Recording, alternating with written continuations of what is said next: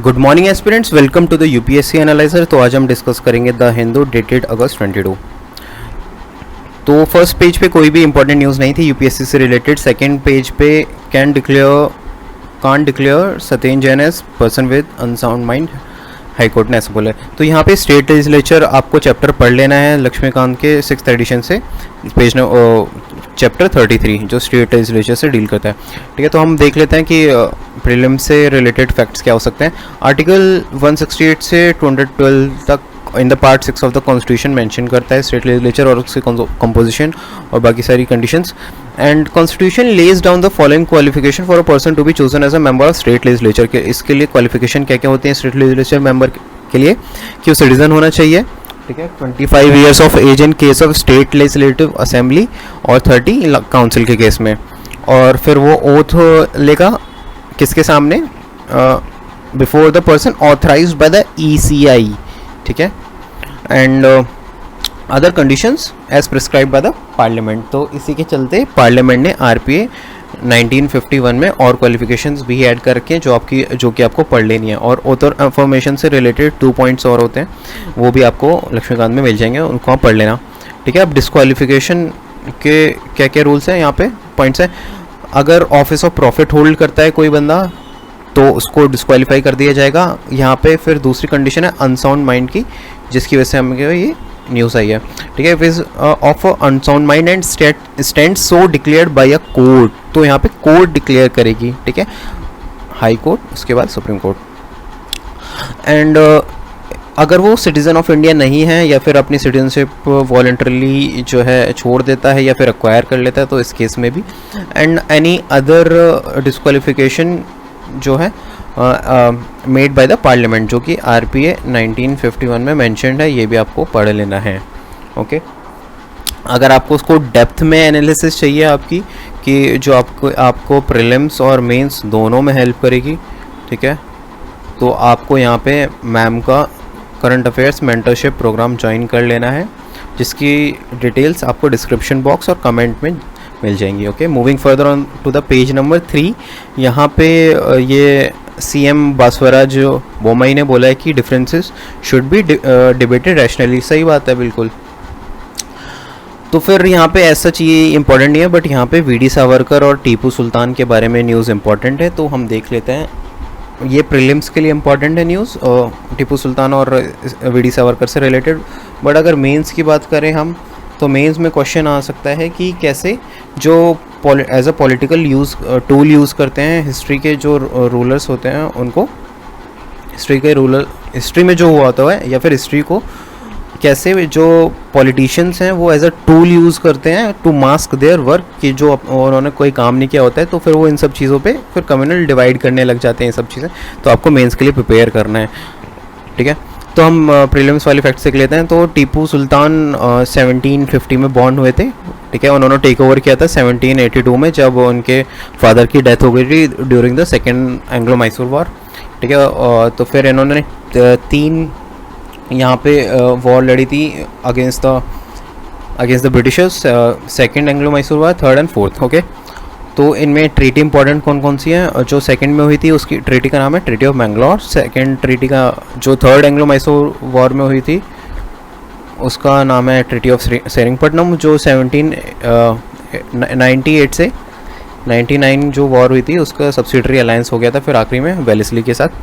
उसके बाद इम्पॉर्टेंट फिर उन्होंने administrative innovations, he introduce a number of administrative innovations during his rule including his coinage, a new Mauludi lunisolar calendar, ये बहुत important है fact, and a new land revenue system which initiated the growth of Mysore silk industry. उनको pioneer of rocket technology in India भी माना जाता है, ठीक है। उन्होंने एक मिलिट्री मैनुअल लिखी थी फतुल मुआहिद्दीन, जिसमें उन्होंने रॉकेट्स के कैसे वर्क करता है उसको एक्सप्लेन किया था। और उन्होंने फ्रेंच सोल्जर्स को भी हेल्प की थी जैकोबियन क्लब इस्टेब्लिश करने के लिए, जो कि एक डेमोक्रेटिक क्लब था, ठीक है। और ये खुद उसके मेंबरशिप ली थी और वो उसको अपने आप को फिर क्या डिक्लेयर करा उन्होंने?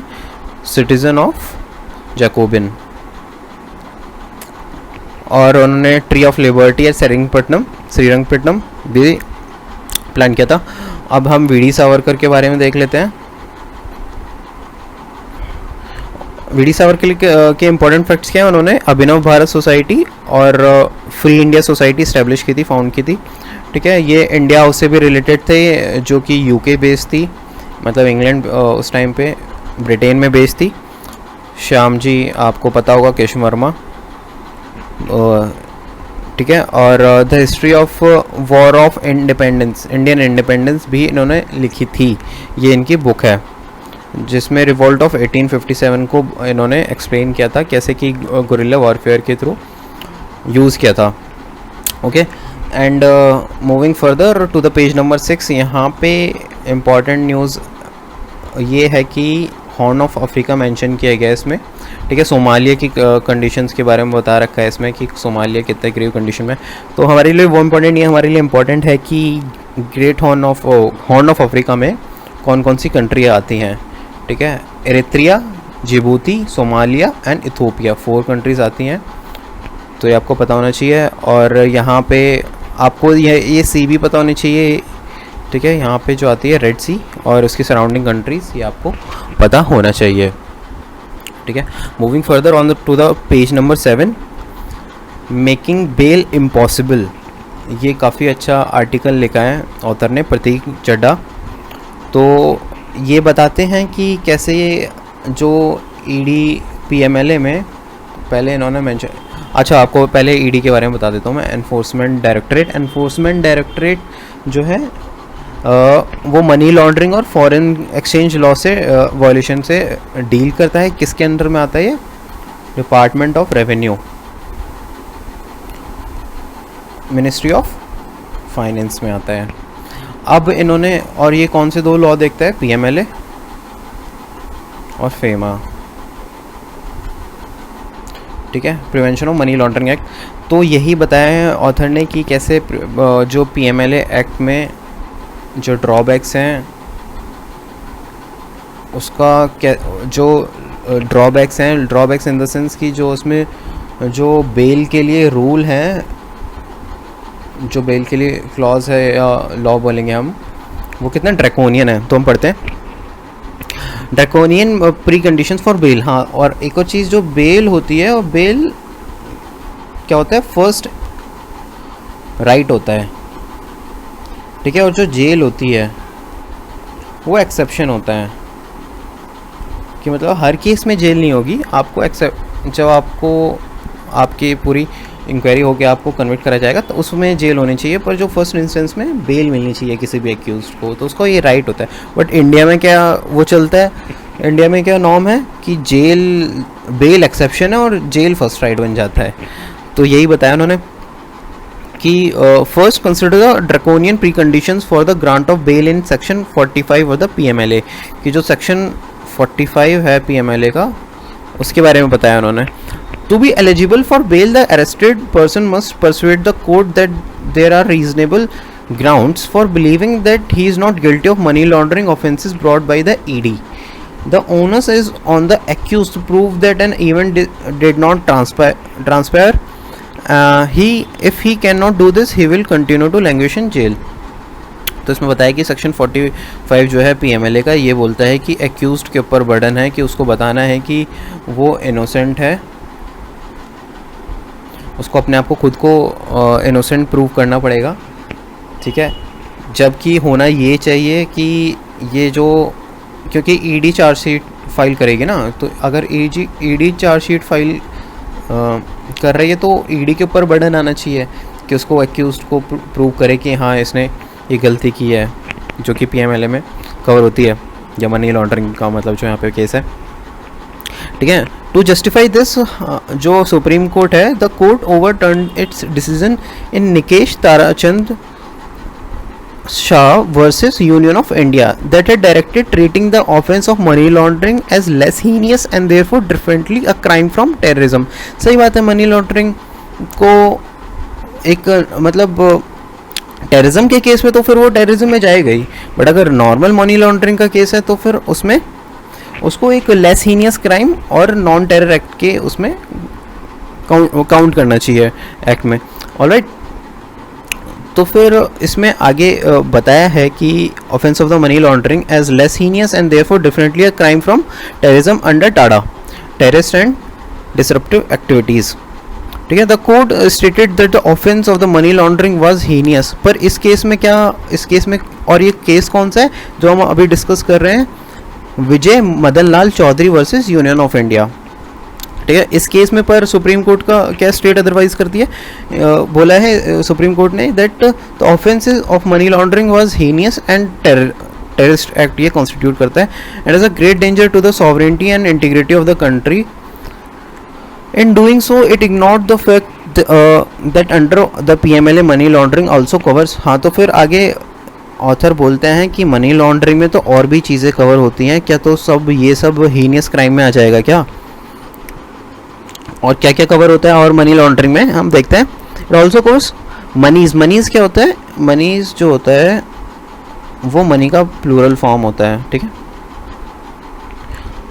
ओके, तो यहाँ पे क्या क्या कवर करता है, associated laundering with offences relating to infringement of copyrights, trademarks, arts and antiquities, securities, information technology companies and air and water pollution. तो क्या ये आप इनको भी टेरर एक्ट मान लोगे क्या, ये तो बहुत जो है क्राइम है, दैट्स ऑल राइट, बट ये इतना हीनियस क्राइम नहीं है, सिंपल है। ठीक है, the court also declared that ED does not required to share the enforcement case information report. ECIR, ED को ECIR शेयर करने की ज़रूरत नहीं है विद द एक्यूज्ड। ठीक है, तो ECIR क्या होती है, ECIR जैसे कि पुलिस और जो होती है, पुलिस जो होती है वो फाइल करती है FIR। ठीक है, और इवन CBI भी FIR इशू करती है, चार्जशीट बोलते हैं जिसको, FIR वही। ठीक है, पर इसके केस में ECIR होता है, और ये इस केस में पुलिस और CBI के केस में एक्यूज्ड के साथ शेयर की जाती है। ठीक है, ताकि उसको पता हो ना यार कि मैंने कोई गलती किया तो मेरे को किस में ये लोग कन्विक्ट करना चाह रहे हैं। पर यहाँ पे कोर्ट ने ये बोला है कि ईडी को ECIR शेयर करने की ज़रूरत नहीं है, ये एक बहुत ही बैड चीज़ है। ठीक है, क्योंकि जब इंसान को पता ही नहीं होगा, कि उसको पता ही नहीं होगा कि भाई इन्होंने मेरे को क्यों कन्विक्ट कर दिया, वो कैसे प्रूव करेगा यार कि मैं इनोसेंट हूँ, वो नहीं प्रूव कर पाएगा। तो इससे क्या होगा कि वो फिर जेल में ही रह जाएगा। यही बात यहाँ पे author make, that's the point that also wants to make. Okay, and वही बताया कि this is a bizarre because some notion of the secrecy is not applicable equivalent documents to the FIR for agencies like police and CBI, जो मैंने आपको बताया। The ECIR contains the rationale for the ED to register the offence, however the court choose not to equate the ECIR with FIR। तो वही है कि ECIR को court, supreme court FIR की तरह ट्रीट नहीं कर रही है। According to the court the fundamental rights of the accused satisfied if he is informed of the ground of the arrest at the time of the arrest. However, there is no definition what qualifies the ground of arrest and how detailed the such grounds need to be. ठीक है, तो फिर court बोलती है कि यहाँ पे जो फंडामेंटल फाइट है कि उसको जो अक्यूज को पता होना चाहिए कि उसने क्या क्राइम किया, उसके ग्राउंड्स पता होने चाहिए, वो उसमें डिफाइंड ही नहीं है। तो फिर वो कुछ भी वहाँ पे ईडी जो है उसको बोल के अरेस्ट कर सकती है कोई भी रीज़न के साथ। ठीक है, उसका कोई रैशनल नहीं है। That's it. आगे चलते हैं। Typically the criminal arrest memos will only inform the accused of the sections. ठीक है, तो इसमें टिपिकली जो है एक्यूज्ड को क्या पता लगेगा, सिर्फ सेक्शंस पता लगेंगे, बट उसके पीछे का रैशनल नहीं पता लगेगा। ठीक है, कि किस लिए उसको अरेस्ट किया गया है, जो कि is on the account of the offence under one or more sections of the PMLA. The court seems to have judged the fundamental rights of the accused being upheld. पर इस चीज़ को बोलती है सुप्रीम कोर्ट की fundamental right upheld हो जाता है अगर उसको ग्राउंड्स बता दिया जाते हैं और सेक्शन बता दिए हैं, इतना इनफ है। ठीक है, rendering the bail impossible to put together, this means that once a person has been arrested under PMLA, in order to get the bail he will have to show that he has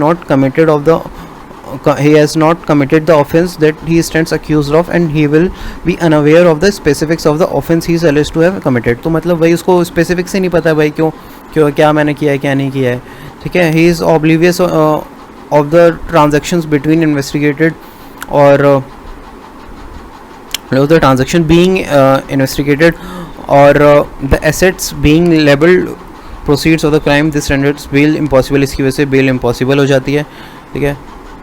तो आगे फिर no judge can ever take the view that an accused has prima facie shown that he has not done what the ECIR alleges, because no accused will be ever able to prove this, that this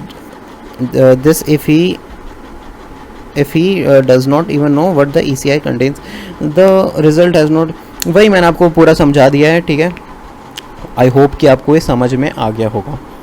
moving further, तो यहाँ पे कुछ data दे रखा है जो कि आपके social justice वाले में और इंडियन सोसाइटी में इम्पोर्टेंट हो सकते हैं. तो यहाँ पे हम डेटा कुछ देख लेते हैं कि ministry of social justice and empowerment के according around 58,000 people are engaged in manual scavenging, जो जबकि मैनुअल स्कैवेंजिंग 2030 में बिल्कुल प्रोहिबिट कर दी गई थी, ठीक है. और फिर आगे दे रखा है caste wise split of workers. इसमें क्या है, एससी, जिसमें 58,000 में एससी की पॉपुलेशन सबसे ज़्यादा है 42,594. उसके बाद ओबीसीज़ हैं और एसटीज़ हैं, उसके बाद फिर अदर्स हैं. ये इसकी पॉपुलेशन सबसे कम है. और सबसे ज़्यादा कहाँ पर है, यूपी में है मैनुअल स्कैवेंजिंग के केसेस. और फिर मैनुअल स्कैवेंजिंग में काफ़ी एक, वैसे तो ये बहुत ही डेरोगेटरी है, ठीक है, but due to the lack of technology ये हमें मैनुअल स्कैवेंजिंग का यूज़ करना पड़ता है. बहुत डेरोगेटरी है, होता है, ठीक है. और मोस्टली इसमें कौन एम्प्लॉयड है, एससीज़ एंड एसटीज़, ठीक है. फिर उस इनके बाद इनके लिए इनकी एक स्कीम भी आई थी कि self employment scheme for rehabilitation of manual scavengers, SRMS जिसका नाम चलता है, जिसमें क्या क्या क्या असिस्टेंस मिलेगी, 40,000 वन टाइम असिस्टेंस मिलेगी, ठीक है, कैश के उसमें. और फिर स्किल डेवलपमेंट मिलेगा ये, और उसके बाद जॉब्स, ये सब चीज़ें कि इनको रिहेबिलिटेट करा जा सके, ठीक है. और यूपी में ही सबसे ज़्यादा डेथ भी देखी गई हैं, ओके, क्योंकि यूपी में ही सबसे ज़्यादा मैनुअल स्कैवेंजिंग के केसेस में. तो आपको ये डेटा याद रखना है और आपको अपने एसेज में यूज़ करना है, अपने GS1 GS2 दोनों में यूज़ करना है आपको ये. Moving further on to the page number 8, यहाँ पे फेशियल रिकॉग्निशन टेक्नोलॉजी की बात करी गई है कि वैसे तो ये दिल्ली पुलिस का केस है, बट हमको मेनली यहाँ पे जानना है फेशियल रिकॉग्निशन क्या है. फेशियल रिकॉग्निशन क्या होता है कि एक एल्गोरिथम बेस्ड टेक्नोलॉजी है which creates a digital map of the face by identifying and mapping an individual facial features. Facial features के बेसिस पे एक प्रोटोटाइप क्रिएट हो जाता है, ठीक है, जिस प्रोटोटाइप को क्या बोल रहे हैं, डिजिटल मैप बोल रहे हैं, ठीक है. तो इस मैप के चलते आइडेंटिफाई किया जाता है क्रिमिनल को. तो यही होता है FI, ठीक है. और इसमें फिर आगे बताया कि FRT में फेशियल रिकॉग्निशन टेक्नोलॉजी में 1:1 का क्या मतलब होता है. जैसे कि हमारे फेस लॉक होता है फ़ोन में, ठीक है, तो फ़ोन में 1:1 हम 1 पर्सन एंड 1 डिवाइस, ठीक है. तो फिर ये अनलॉक हो जाता है उसके चलते, तो 1:1 इसको बोला. और फिर आगे ऑथर ने समझाया कि 1:n क्या होता है. 1:n क्या होता है, जैसे कि ये n is the number of persons in the database of the police या फिर किसी के भी एजेंसी के डेटाबेस में, ठीक है. तो ये 1 क्या है यहाँ पे, ये डिजिटल मैप, ठीक है. ये डिजिटल मैप किससे मैपिंग करी जाएगी, n number of the people से, ठीक है. उसके बेसिस पे कुछ रिकमेंडेशन देगा AI जो रिकमेंड देगा उससे मैप करके. जैसे कि 100 पीपल थे, n इक्वल्स टू अगर 100 है, तो उसमें से जैसे कि जो डिजिटल मैपिंग के थ्रू प्रोटोटाइप क्रिएट करा उसने, अगर उसमें 20 पीपल की शक्ल मैच होती है उससे फीचर से, तो उतना वो बता देगा, उसके आगे इन्वेस्टिगेट करेगी. और 1:1 का मेनली कहाँ पे यूज़ करा गया है, for the identifying the beneficiaries of the government scheme. Okay. अब आगे बताया है कि कैसे ये FRT जो है फेशियल रिकॉग्निशन टेक्नोलॉजी, ये कैसे हार्मफुल कैसे है. ठीक है, तो आगे ऑथर बोलते हैं कि इसमें सबसे पहला इशू तो है रेगुलेशन का, क्योंकि कोई लॉ नहीं है. ठीक है, कोई लॉ नहीं है इससे रिलेटेड, तो यहाँ पे प्रीवियसली ब्रीच होती है. The use of the FRT presents two issues related to misidentification due to inaccuracy of the technology and issue related to mass surveillance due to misuse of the technology. तो यहाँ पे miss identification कैसे होगा, जैसे मैंने आपको बताया कि यहाँ पे जो 20 पीपल हैं, ठीक है, सबने थोड़ी ना क्रैम किया होगा, एक नहीं किया होगा. तो वही अगर AI ने अगर गलत आइडेंटिफाई कर लिया है तो ये लोग जो 20 लोग हैं ये सर्विलांस में आ जाएंगे. ठीक है.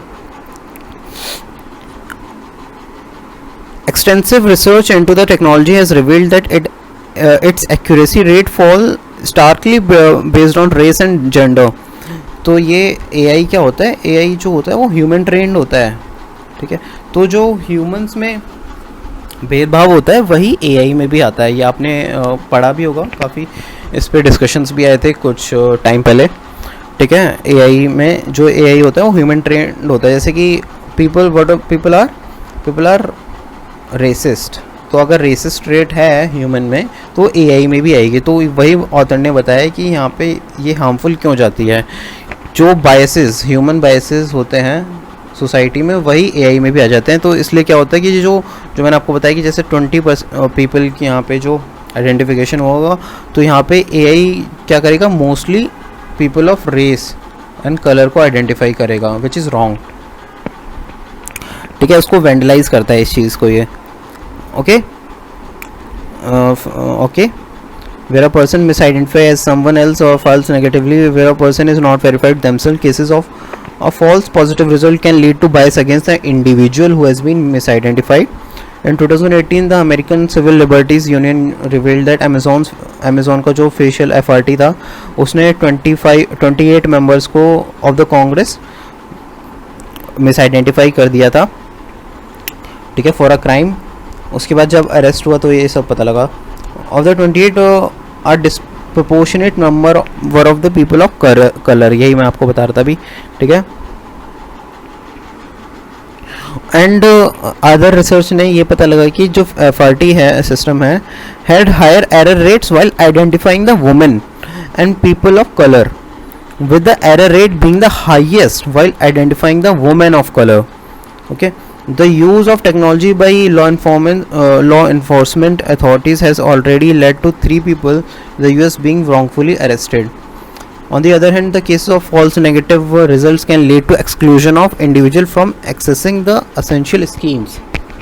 ठीक है, जो जैसे कि यहाँ पे स्कीम्स के लिए, गवर्नमेंट स्कीम्स के लिए यूज़ हो रहा था, तो अगर हम FRT पे अगर हम बेस हो जाएंगे, तो पूरा सिस्टम अगर बेस हो जाएगा, तो फिर जैसे अगर आधार कार्ड पे फ़ोटो नहीं मैच कर पा रही है एक पर्सन की, तो एक्सक्लूड हो जाएगा ना यार उस स्कीम से.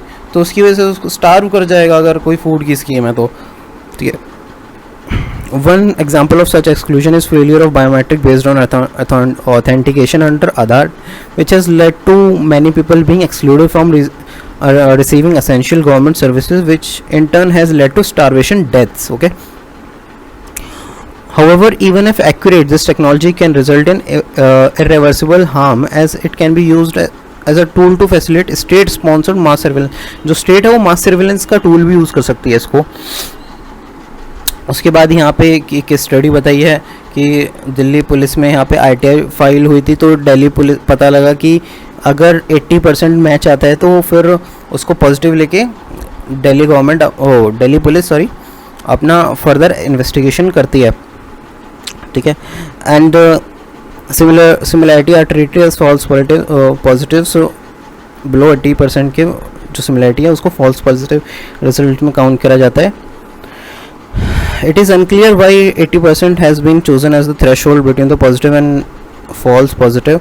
तो 80% तो बहुत कम नंबर है. ठीक है, 80% में तो काफ़ी लोग आ जाएंगे. 80% में तो 20% तो रह ही गया ना. तो अगर 80% की एक्यूरेसी है सिर्फ, तो इसमें तो फिर बाकी 20% में काफ़ी लोग आ जाएंगे ना, तो यही यहाँ पे इशू है. There is no jurisdiction provided to support the Delhi police assertion that above 80% matches sufficient to assume the results are correct. Secondly, the categorization of below 80% results as false positive instead of negative shows that Delhi police may still further investigate below 80% results. Thus, people who share familial facial features such as in extended families or communities could end up being targeted. सही बात है.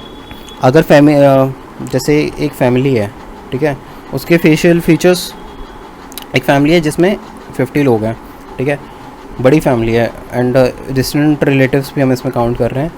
अगर इसमें एक criminal है, ठीक है, बाकी अगर 49 की फेशियल फीचर्स मिलते हैं तो सिस्टम उसको रिकग्नाइज़ कर लेगा, ऑब्वियस सी बात है. तो फिर ये 49 तो परेशान कर दिए जाएंगे ना, ये बात है. इनको भी एज अ क्रिमिनल ट्रीट करेगी पुलिस इन्वेस्टिगेशन के टाइम पे. Moving further, the responses also mentioned that the Delhi police is matching the photographs and videos against the photographs collected under Section 3 and 4 of the Identification of the Prisoners Act 1920, which has been now replaced by Criminal Procedure Identification Act of 2022. The Act also allows for wider categories of data to be collected from the wider section of the people, that is convicts and other persons, for the purpose of identification and investigation of criminal matters. It is feared that the Act will lead to overboard collection of the personal data in the violation of internationally recognized best practices for collection and processing of data. This revelation raises multiple concerns, as the use of facial recognition can lead to wrongful arrest, mass surveillance resulting in privacy violations. ठीक है, यही है, यही सब चीज़ें हैं. मैंने आपको समझा दिया है, पूरा आपको समझ में आ गया होगा. ओवरसीज बोरिंग है ऐसा, पेज नंबर 13 पे ये न्यूज़ आई है. और डबल एज स्वॉर्ड. अच्छा, क्या होता है कि जो कंपनीज होती हैं, ठीक है, या फिर कोई भी ऑर्गेनाइजेशन आप ले लो, तो उसको रन करने के लिए मनी तो चाहिए ही होता है. अब मनी दो तरीके से आ सकता है, ठीक है, अर्निंग है या फिर बोरोइंग है, ठीक है. क्या होता है, जैसे कि प्रॉफिट अगर कोई कंपनी करती है तो सेम प्रॉफिट को इन्वेस्ट कर सकती है टू एक्सपेंड फर्दर, बट अगर वो इतना प्रॉफिट नहीं कर रही है तो फिर उसको बोरोइंग करनी पड़ेगी. अब क्या होता है कि इंटरनेशनल मार्केट में बोरोइंग चलती है, तो क्या होता है, फॉरेन, जैसे कि एक कंपनी है ए, उसने लोन लेना है. अब इंडिया में क्या बात है कि इंडिया में इन्फ्लेशन चल रही है, ठीक है, इन्फ्लेशन है, तो ऑब्वियस सी बात है, तो फाइट द इन्फ्लेशन. जो आरबीआई है वो मॉनेटरी पॉलिसी का यूज़ करते अपना इन्फ्लेशन को टारगेटिंग करेगी, जिसकी वजह से क्या होगा कि जो इंटरेस्ट रेट है वो बढ़ जाएंगे, बैंक के इंटरेस्ट रेट बढ़ जाएंगे, तो फिर बोरोअर्स कहाँ से पैसा उठाना चाहेंगे, वो लोन लेना चाहेंगे फॉरेन मार्केट से या फिर फॉरेन बैंक से लोन लेना चाहेंगे. फॉरेन बैंक क्या करते हैं, यहाँ पे ट्रिक करते हैं, यहाँ पे क्या करते हैं, वो उनका इंटरेस्ट रेट अपना कम रखते हैं, ठीक है, वो अपना इंटरेस्ट रेट कम रखते हैं. बट यहाँ पे दिक्कत क्या आ जाती है, अब उसको लोन भी चाहिए इस कंपनी को अपने फर्दर प्रोसीड्स के लिए, ठीक है, और यहाँ पे फर्स्ट वो इस तरीके से जाते हैं, यहाँ से ले नहीं पाते हैं क्योंकि यहाँ पे आईआर बहुत ज़्यादा है, इंटरेस्ट रेट काफ़ी ज़्यादा है, ठीक है. अब यहाँ से ले तो लेते हैं वो, ठीक है, इंटरेस्ट रेट कम होने की वजह से, बट क्या होता है कि जो रेट होता है, currency rate against the dollar या फिर दूसरी करेंसी से, जैसे कि इंडियन रुपी है, वो हमेशा स्टेबल तो रहता नहीं है, डिप्रिशिएट करता रहता है एज़ कम्पेयर टू डॉलर, ठीक है. आज अगर एक्सचेंज रेट है हमारा 70, नेक्स्ट वीक वो 80 हो जाएगा, ठीक है. तो इसके चलते क्या होता है, उसको जो लोन वापस करना होता है प्लस जो इंटरेस्ट वापस करना होता है, वो किस में वो पे करता है, वो डॉलर में.